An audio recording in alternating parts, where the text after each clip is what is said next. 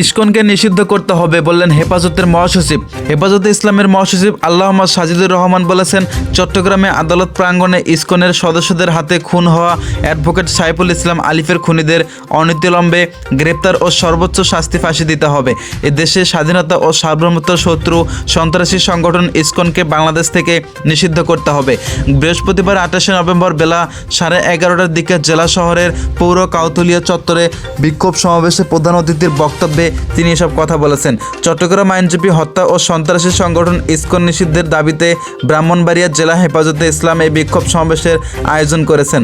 সাজিদুর রহমান বলেছেন, আমরা সমস্ত হত্যার বিচার চাই। 2021 সালে ব্রাহ্মণবাড়িয়ায় 15 জনকে হত্যা করা হয়। তাদেরকে এই বাংলার মাটিতে প্রকাশ্য বিচার করতে হবে। হত্যার বিচার হলো ফাঁসি।